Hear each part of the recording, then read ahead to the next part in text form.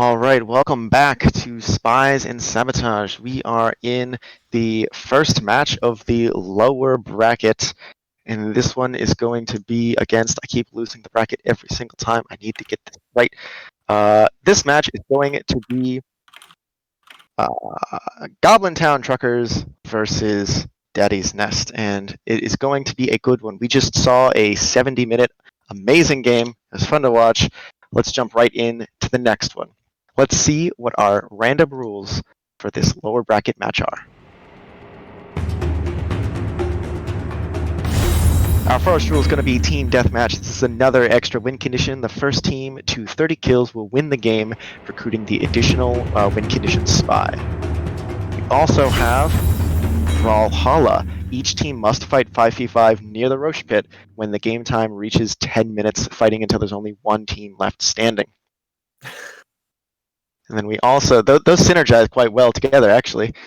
And then we also have 4 available sabotages. The tier 1 sabotage costing 1 spy will be immortal supports. If the enemy team takes Roshan, they must give the Aegis to their position 5. Our tier 2 sabotage, lane reveal. For each pick during the drafting phase, the enemy team must announce what position the picked hero will be played in. Our third sabotage, Wardhog. The enemy's position 1 must buy all of the Observer and Sentry wards. They don't have to place them, they do have to buy them. And then tier 4, Ultimate Letdown. The enemy team is not allowed to skill their ultimate ability until level 8. So taking a look at all of these in place, taking a look at all of these in place, and additionally considering the 30 kills win condition and the 5v5 fight at Roche at 10 minutes, what are your thoughts on how this match is going to shape up to be and how will it affect the draft? You want to kick this off, Shani? Sure. Okay, so the last one I think is really fun. Ultimate Letdown. I think about certain heroes that don't get their ult when they're level 6. So, like, Wind Ranger comes to mind. A couple other ones. So that one's a fun one. Wardhog is interesting in that, like, Observer wards are free. So I imagine the position 1 will just get them and then maybe send his courier out or just drop it in the fountain, and then the position 5 will take it or whomever. The other ones are interesting. I'll let Rally and Cry cover the other 2 ones, but yeah, this is definitely going to be a fun match. I think lane reveal and immortal supports are interesting. I feel like immortal supports is probably the strongest one that only needs 1 spy, because you're guaranteeing that the POS 5 has to pick up the Aegis. That massively devalues Roche, right? Especially if you've got a really strong hero like a Storm Spirit who wants to pick it up, but now he can't. So I think if I was playing, I would definitely take immortal supports. I think lane reveal would be good in very high level Dota because it stops you being flexible with your draft. Because if we pick, let's say, a Ember Spirit, picked in the pro scene a lot, or the Pugna we talked about last time we were casting, you'd have to immediately announce what role you want to play it in, and you wouldn't be able to swap it depending on the enemy draft. But I think at sort of around this sort of level, it's fairly obvious what hero is going in what role, so I don't feel like lane reveal is maybe worth it, but I would definitely pick up immortal supports if I was playing. All right, well, we're going to quickly look at the tally. For EU, Daddy's Nest has 2. Goblin Town has 14 spies available. So that gives us some idea of the economy as the purchased sabotages are coming in right now. That makes sense to me. Yeah. So, the Radiant pick up immortal supports. Dire, Goblin Town pick up all 4 sabotages. So it's going to be a hard game for D-Nest. Thoughts on these actual picks? I mean, Dire's rich. This is a lower bracket match, backs against the wall. You can't take them with you if you lose. Yeah. I mean, is Radiant saving some of their sabotages? The only ones they can only afford immortal supports and lane reveal, and they value immortal supports over lane reveal, apparently. Yeah, which I would do as well. Even though it's half the cost, I think it's much more potent, basically. Remind me what lane reveal is again? You have to tell the So I think I remember this one. You have to tell the enemy team where you're going to lane that hero as soon as Okay. you pick it in the drafting phase. So Oh, we've I picked see, I see. Pugner. He's going to be pos 4 in the off lane. Oh, that could, yeah, that's valuable, but definitely not as valuable as Immortal Sports, I think. Yeah. Yeah. That's, You could my opinion. maybe abuse that. I mean, well, yeah. Just thinking, like, there are certain heroes where it does really help to know, but yeah. All right, and we are going to quickly jump through the contracts. So, Dyer picked up no contracts. So, win or lose, the only possible contracts or the only possible spies to be earned are the winning spies. You get 1 spy for playing a match, and obviously, if they lose, they're out, so they have to win. Radiant picked up 3 spies. I'm sorry, contracts, and those contracts are 11k behavior score. We've seen this one pretty much every match. When someone on your team dies while they're dead, they have to all chat the opposing team, complimenting them on their fantastic Dota play. Another one that we have seen a lot of is Counter-Strike. So once again, plant a branch somewhere, call out that you've planted it, hope it lasts 10 minutes.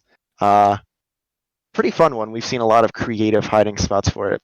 And then one contract that we have not yet seen that Radiant picked up. 3-headed dragon. This changes their draft pretty significantly. So they have to pick 3 of the dragon heroes. Those include the ones listed on the screen. This is only 1 spy, and I feel like it limits your draft significantly. I mean, Jakira already has 2 heads, so does that count as 2 of the 3, or? That is a good question. No, it does he's- not, unfortunately. I don't think it literally should, called, yeah. but he's Be literally called lovely if Twin it Heads could. Dragon. I'm sorry, that was meant to be semi-sarcastic. The thing is those heroes, I mean, they can absolutely work together. I mean, I would go for it. I love those dragon heroes. Well, we have worked through all of the contracts. The first 2 bans are out. We are in the draft. We are getting underway. I will leave you in the lovely voices of Rallying Cry and Shani. This is going to be a good match. Take it away. All right, Thank you sounds very good. All right, so Dyer, it's kind of funny that Goblin Town banned Techies because Techies is a goblin. His original name is Goblin Techies, so kind of funny. So Timber and Zeus being banned right away. I feel like these bans so far are not necessarily quote unquote meta bans, but heroes that these teams just don't want to play against, which I very much understand. Nobody wants to play against Techies. But anyway, what are your thoughts on these kind of opening bans here? Well, I think even if there are heroes you really don't want to play against, which is understandable, that happens a lot in other games I've seen, you probably want to be banning them in the second phase where you have 3 bans, because is anyone going to phase 1 Techies? Maybe they do. They do phase 1 Sure. Techies, and you need to ban it. And same with Zeus, you're probably not going to phase 1 Zeus. So I think you need to push the ban into the second phase and instead ban out those popular supports. I mean, you know the enemy team have to pick dragon heroes, right? That's like that's already aware. So you can just start banning them. Yeah, just keep banning the dragon heroes, as many as you can, to really, really narrow their draft. Just a reminder, the contracts are not revealed to the other team. So the Dyer does not know that they have to pick dragons. Right, so, okay, yes, it was a contract, you're right.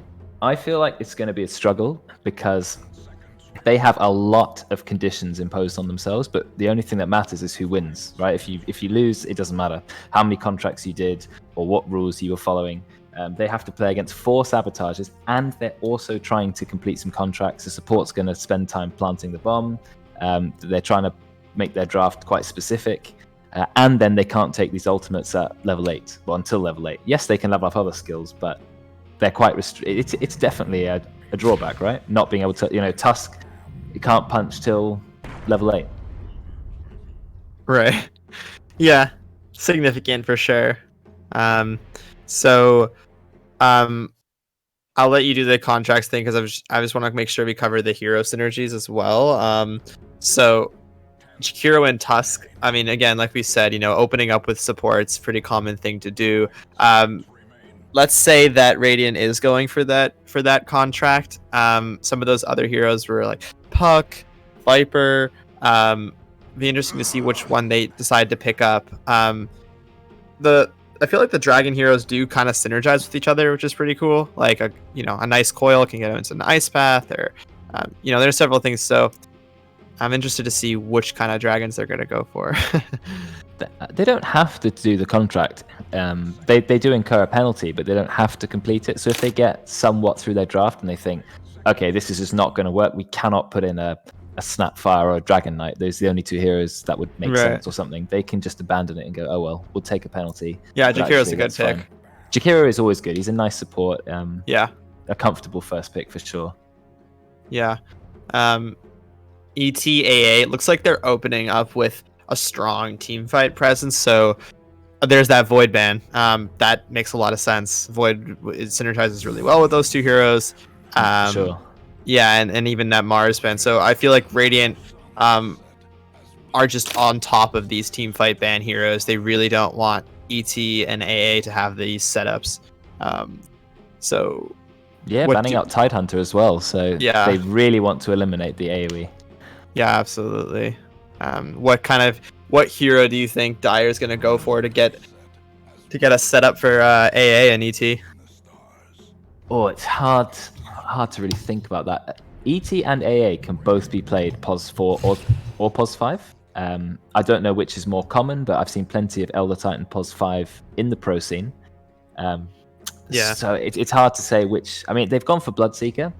Bloodseeker, again, this could be played POS 3. There was some resurgence of that recently. Yeah. It can be POS 1. It can also be mid. So it's quite a flexible core. And that kind of synergizes with their team. You've ruptured someone, and now they're also trying to run away from Elder Titan. They're trying to run away from AA, but if they run away from AA, they're going to take a lot of damage. But if they don't run, they're going to get cold feet stunned. So I like that synergy, actually. It works well with Rupture. And it's pretty good against Slardar, even, who they've picked into it, because Slardar's very fast moving, but not if he's ruptured. Right. But what core do they need? I'm trying to think. I think it's pretty difficult. Obviously, I think Void was the natural choice, being that POS 1 initiator. I feel like they don't have a lot of reliable crowd control, so maybe they just want to slip in a Wraith King or a Sven. Yeah, let's see. Okay. Troll Warlord. These picks are really fast. The enemy team took the Sven. Yeah, they really know what they want to do. Okay, so I don't want to necessarily favor a certain draft, but I will say I think Radiant's draft is easier to execute. Like, I think that, they've got a lot of stuns, a lot of setup for Ice Path, which is really nice. Like, as a Chikiro player, I know just like it's nicer when you don't have to lead all your Ice Paths, when you just, can get multiple hero Ice Paths. It's pretty great. Dire, I mean, I feel like they need that little last bit of control, right? They need that one more hero to set up all these spells. Yes, and I mean, they've banned out the Magnus themselves. I felt like that may actually have been able to work for them, but of course you need someone who's comfortable playing the hero, which you can't always guarantee. I agree with you. There's no weird restriction on being able to walk in the river this time, so the mid pool is opened up. I think they need to think about a mid hero who has a lot of just a bit of lockdown. Doesn't have to have tons, but it needs some lockdown. Puck could actually be picked, potentially. Yeah. Holds them in place so that they can run at them with the Troll Warlord, with the other Titan. I mean, one thing, kind of an obvious thing to mention, is that they can no longer go for that contract, right? Because they needed 3 dragons, and at the most they could have 2 now, so they're not going to go for that, it looks like. Yeah, which I think was the correct move. Yeah. So they've not sacrificed their draft by picking the dragons. Yeah. Although Wyvern could have been pretty nuts in this draft. Yeah. I mean you would have to put it like in an awkward position, but like, yeah. You could do it. You could have done a Tusk 3 and then picked a Wyvern. You could even do Wyvern mid if you are comfortable playing Wyvern mid. It's quite an unusual role to play, so I doubt anyone here has practiced it. Right. I've lost a lot of games to a Wyvern mid dominating everything, though. Yeah, it can be strong. Like, get early levels in Splinter Blast, do a ton of damage. Yeah, then kill you with the ultimate. Because you can hit, Wyvern can hit through the ult now herself. Yeah. So you just ult and kill someone, you're like, Okay, they did it with the Viper, but have they realized that they've not quite met the contract? Kind of ran out of picks here. But I think Viper can work. You know, you can kite the Troll Warlord, you can slow the Bloodseeker. So AA's not going to run away from you. This is kind of interesting pick because, correct me if I'm wrong, but if Viper uses his Nether Toxin on the Troll, he's not going to get fervor stacks in there. Yeah, I think that's right. So yeah, that's pretty value. Oh, I hope we get to see the Windrange Arcana here then. Oh, true. My first time seeing it. Wow. Doesn't look like it. No, but Dire, I mean, yeah, hard to execute lineup, but can be very rewarding here. They certainly have a lot of damage, especially if Troll Warlord and Windranger really pick up in the early game. I think Windranger was a good pick. You've got the Shackle Shot. It is an extra stun. Windranger is very mobile. They definitely have a draft that can win. Yeah. But I agree with you about Radiant's draft is easier to execute. They've got loads and loads of stuns. Your core's got a stun, your offlaner's got a stun, and will probably go blink. Your POS 4 and POS 5 have stuns. It's just, if they see someone, they can just stun them to death. Yeah. We've got the Roche potential from Slardar at any time as well. I mean, both sides have Roche potential since we got a Troll on Dire. Yeah, should be a really good game. It should be. Just remembering that they're limited by not being able to pick their ultimates till level 8, but I think they've drafted a lineup which don't actually need it that much. So Radiant cannot get their ults, or a Dire can't. Which team was it who picked the? It was the Radiant, right? Yes, Radiant cannot skill their ults until level 8. Yeah, I thought it was Radiant. So, but I think they've picked a lineup which can actually do okay just by leveling up their other spells. You know, Sven doesn't use his ult the second he hits 6 anyway. He can get a bit more Warcry or stun. Viper, okay, you can't use your ult early, but you know, Viper's still oppressive enough anyway. Jakiro's doesn't always level Macropyre. Tusk, well, he'll have to make do without the punch. I'm sure he'll be okay. And Slardar, you lose the Corrosive Haze, but you know, it always comes at least at you can rank up something else. So, okay, no ult, but you move faster or stronger bash. So, I think they'll be okay. I think like one thing is that if you expected them to like not get their ults and then be forced to be on their back foot, I'm not sure if that's going to be the case, because I think that Radiant, they still have heroes that are very, very difficult to dive. Like, I mean, even if you're ahead in the lane, like diving a Viper is kind of hard, diving Sven, like you get the idea. It's like diving these heroes are hard. They have really good counter initiation. So, yeah, I mean, I'm interested to see how Dire kind of competes with this solid draft from Radiant. I mean, both drafts could work. It's going to be interesting to see how this heavy stun lineup plays against this kind of non-stun lineup. I think Radiant have the advantage in the early game, at least that's my opinion. And remembering that there's this secondary win condition, the first team to 30 kills wins.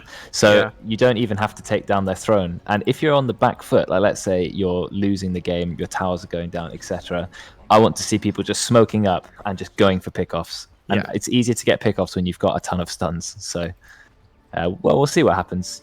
I mean, we can analyze any draft to death, and then one team can just play better in the early game. It's all over. So 100%. Dire could. I mean, this Troll could snowball. Is Troll? How you doing, man? Is Troll AFK? Hello? No. Oh, it's a bait. He just wasn't paying attention. Oh, maybe. But there's the tag team, but the Slardar's too far away. Oh, big bash. Yeah. Viper's here as well. Yep. Slardar chasing him. The cold feed comes out. Chilling touch, excuse me. Viper harassing him out. I think a maybe looks like could dead. be a kill. Yeah. 5 stacks? No. That's a lot. He's gonna have to salve. Could be okay, Yeah. That ward was quite obvious, but I wonder if they'll de-ward it. He literally walked straight into the creep wave. Yeah. Alright, so looking mid, skill win run first here. Just gonna see last hits denies here. Wind Ranger getting that first wave, harassing the power shot. He's looking good there. Looking now into Dire's off lane. Just interesting stuff. We guessed this Bloodseeker 3. They are going to be able to output a lot of damage. I mean, on both sides, right? Like Jakiro and Sven, Bloodseeker, ET, like they both have kill potential on each other, I would say. I think Sven struggles in just the first few levels. When he's only got rank 1 Stormhammer, and he's not got any points in Cleave. He doesn't have huge, he doesn't have any items. Cleave is not the strongest spell. I guess he could level up Warcry, but it doesn't do any damage. You can see Bloodseeker. He is just spamming Blood Right after Blood Right after Blood Right, and he's still got loads of mana. Right. So, we're gonna see some Mango and Clarity sustain from them probably pretty shortly. But they are pushing the lane under their tower, under Radiant's tower. Maybe a kill on the Bloodseeker. They don't have the chase, but they have certainly harassed him a bit. He has got a salve, so I'm guessing he's going to pop that soon. Jakiro being punched by the Sabotage, he really needs level 2.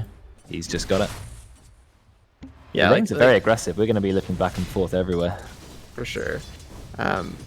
Jakiro, sometimes even with a more passive carry in the early levels, can output so much of his own damage that sometimes you only just need 1 or 2 spells from your carry to seal the deal. So we'll be looking bottom to see if Jakiro makes a certain play, or if ET and Bloodseeker get somebody low.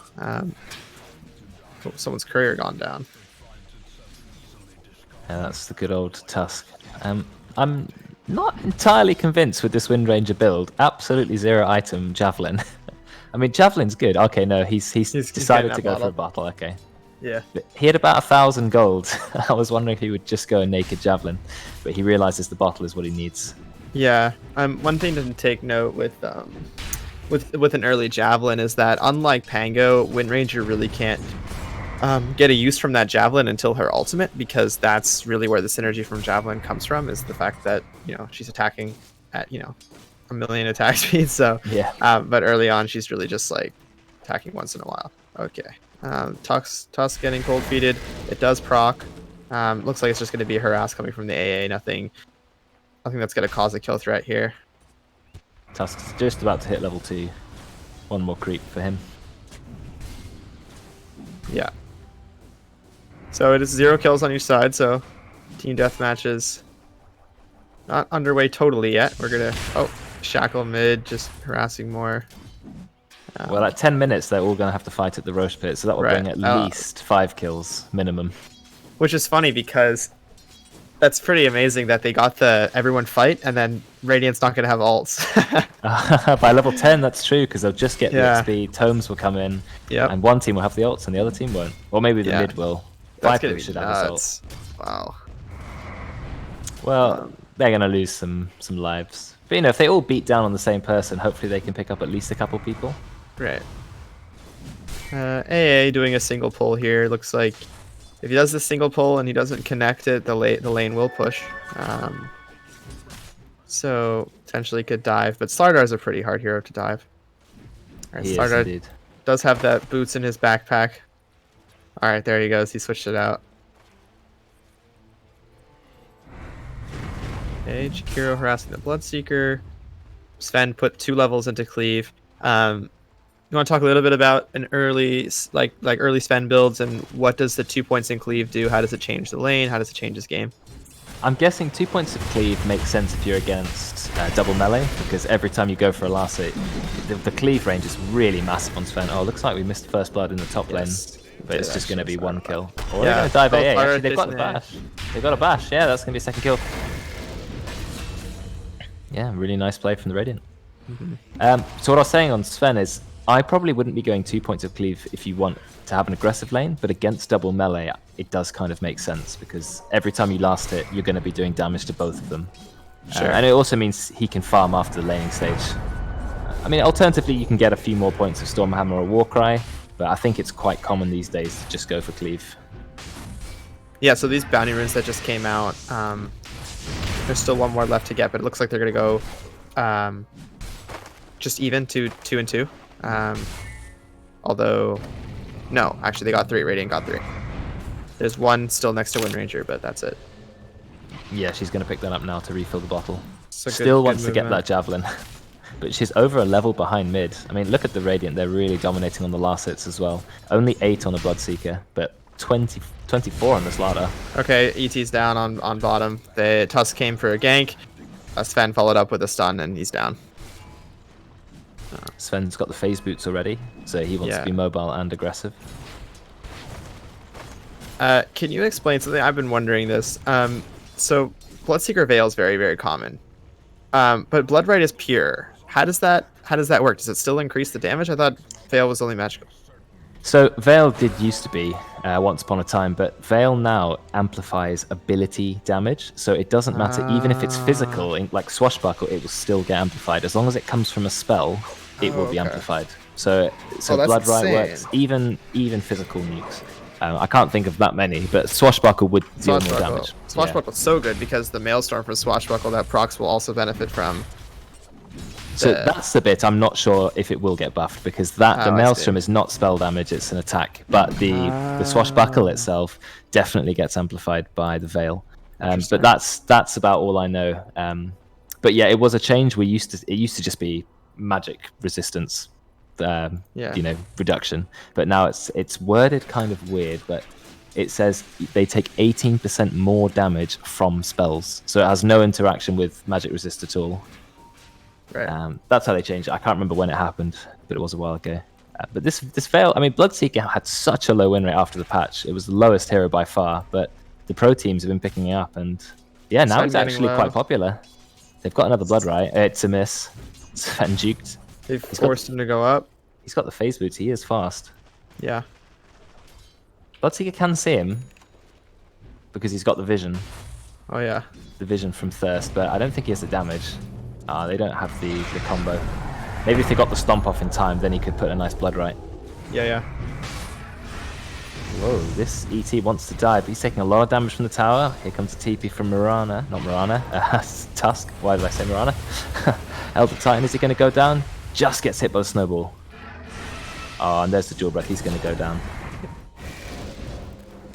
4-0 now for the Radiant.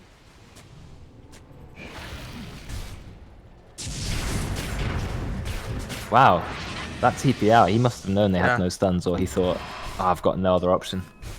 Sven didn't have mana for stun, and Tusk Snowball was barely coming off cooldown. It's a really good play. Yeah, pretty heads up. Alright, so Viper is the first ult in the game on Radiant, I should say, that is being picked up, it looks like. First hero that's level 8. Does have that ultimate picked up. He's ready to go for that a 5v5 by the Roche pit. It's going to happen soon. They've got 1 minute and 20 seconds, then all heroes have to make their way to the pit. And they can't leave until every player is dead, or at least one team. Yeah. I bet Radiant would have loved to have either the mid tower or the top tower before that fight happened, so they could do some kind of wraparound. But looks like that is not going to happen. I don't know exactly how the rule works. Do they just have to head over from where they are? Do they all have to be there at the same time? Oh, Rupture on Sven. Sven's big dead. Yeah. Like, can the team, if you're here at the bottom of the map by 10 minutes, can you then saunter over very slowly until the fight ends? Or do you have to, everyone has to be there by 10 minutes? That's what we're going to find out. Yeah, absolutely. Well, hopefully the teams know what they should be doing, but you want to make sure you've got mana and health, because, you know, in 25 seconds, the fight's supposed to kick off. I'm looking at this Wind Ranger, and she's desperately getting mana from this Clarity here, but beyond that, I'm a bit worried about her mana pool here. We've got some heroes who are quite far away, but that time is approaching. Mm-hmm. Who do you take for the winner of this fight? I would definitely say the Dire team. Or maybe not. Well, they've got their ultimates, but they're not actually anywhere close. So, I mean, the Radiant are here. Look, they're moving up. In fact, there's a fight already happening. So they all gonna make their way? I assume so. I mean, the Radiant are already waiting. Please make your way to the Roche Pit for the Brawlhalla rule. They've already started fighting. So, okay. Right, they must stay here. They can't leave now. No TPing home. No picking up. You know, going back for a shot. You've got to fight. Okay. Here we go. All right, Rupture. Oh, you call it. Okay.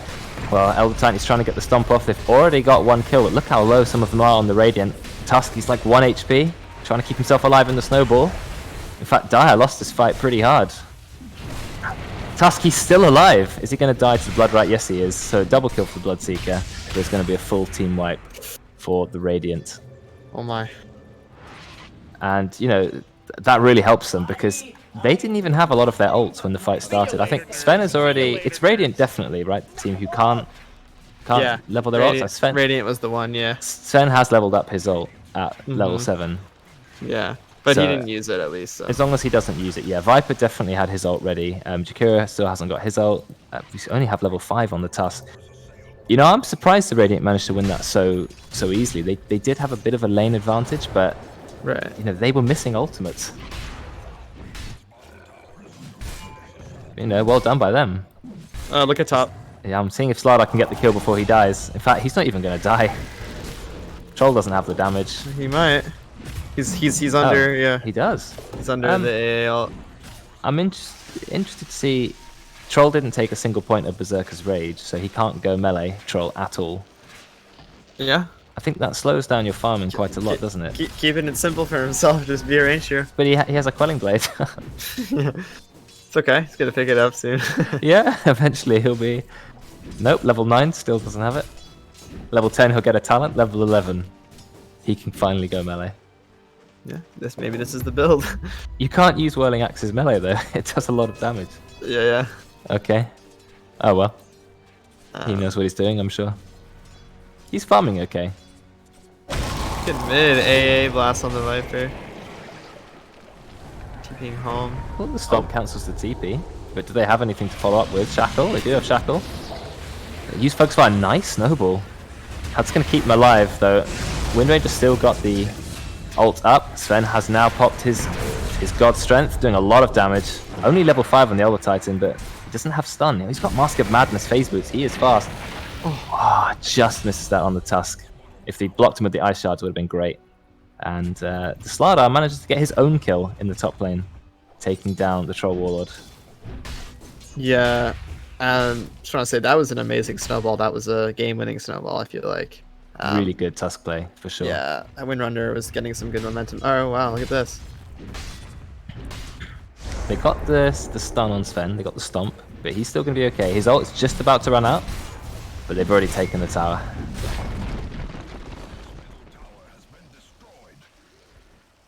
Still waiting on a couple of heroes to get their ultimate. Jakira needs 1 more level, Tusk needs 2. So now that tier 4 Sabotage is already negated, basically. Yeah. Let's take a look at item timings for a bit here. Windranger closing in on that on that MKB. Actually, not really closing in on it. She's still got a ways to go until that MKB, but that is a power spike for her, no doubt. Troll's aiming for to get that Diffusal Blade. ET is okay. What Rupture on this fan? Let's have a look. Sven's pretty tanky though, but he hasn't got his ult. Oh, that's a big sleep. Out comes the Earth Splitter. It's going to kill poor Jakira. I think Tusk's going to be dead too. The Bloodseeker doesn't mind fighting into this. But here comes the Slardar. The Slardar's pretty strong. Immediately gets 1 kill. Is he going to go in? 2 versus 3? No, he's just going to back out. Smart play. Yeah. Looking for that high 5. Oh, cheeky high 5 trouble. Not going to get it. Still no melee though, so there's no route. You try to put the snowball there. No, Viper found himself a kill. And another one there. Do they have the means to chase more? Oh, just misses with the Ice Shards. But look at the damage started. Basically 2-shot Ancient Apparition. And Windranger's trying to ult, but is the Javelin enough? Another great snowball. We do have Walrus Punch ready. He uses it straight away. The Viper has so much slow on the Bloodseeker. And I think he's going to go down. Yeah, he definitely will. 19 kills already in 15 minutes. They are just 11 kills away from winning this game. Yeah. I mean, this is like chess. When you're ahead in chess, sometimes, you know, you just start throwing pieces because once you start exchanging, you're just left with, you know, just that queen or just the, you know, whatever. So it's the same way in Dota is like when you're trying to get to 30 kills. Not that that happens in a normal game, but in this case, if Radiant does just do 1-for-1 trades, they're pretty much all set, or 2-for-2, or yeah. I mean, they may even stop thinking about winning the game traditionally and pushing towers. They might just go smoking around looking for kills. I would be doing that if I was them. For sure, 100%. Yeah, forget kills. You know, they have to give the Roche to a +5, so there's no point taking that. Literally just run into their jungle and kill people. Eventually you'll win. I mean, team deathmatch is such a good idea that I mean we kind of have all random deathmatch, but team deathmatch I think would just be a game mode that I would honestly play. Like just the normal. It just sounds fun. You know, you just I think play I for would. kills.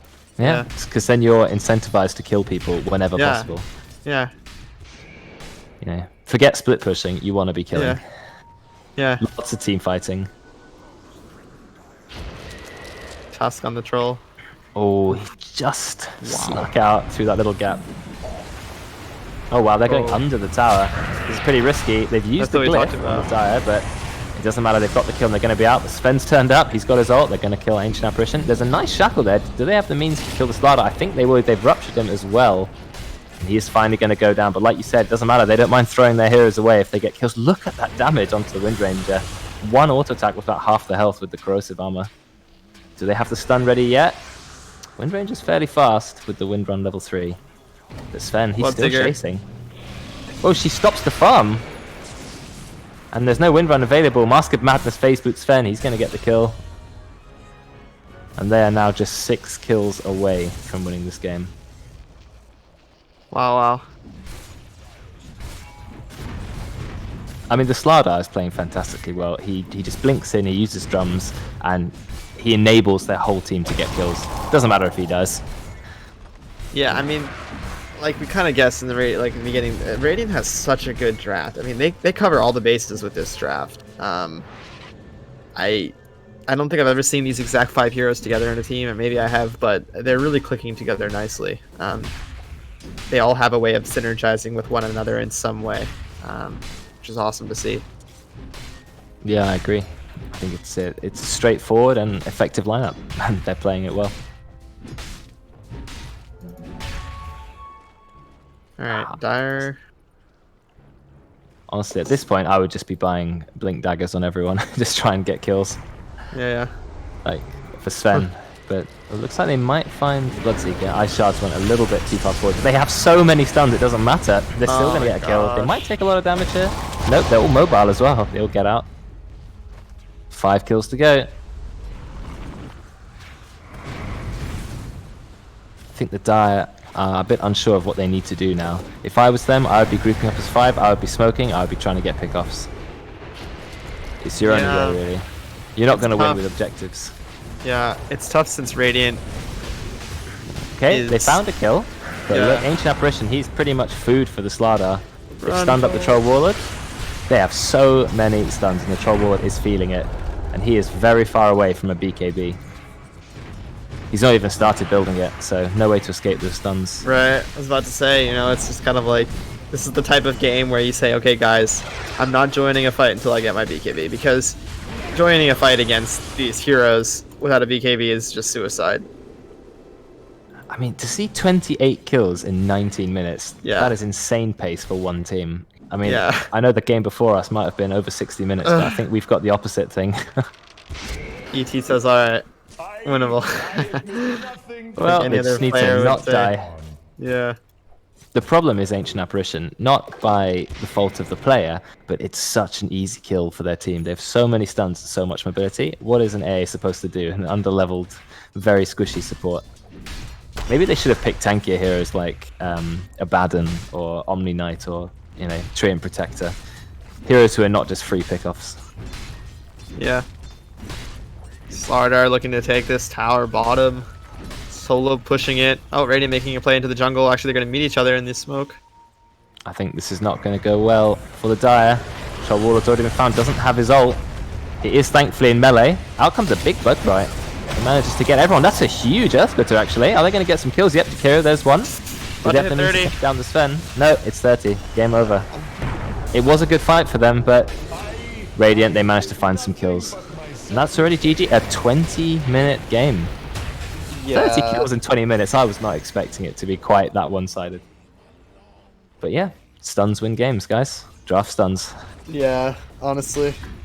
I mean, it's been that way for a while in Dota. Just like, stuns makes the game... It doesn't necessarily make the game easier, but it makes the game simpler, you know? You know what to expect. You don't have to rely on mechanics as much. You just kind of cast your spells, and it goes well. Yeah, and you saw they missed 2 stuns on a hero mid, and they go, oh well, we've still got so many more. Yeah, exactly. We'll get them eventually. Just throw them all out.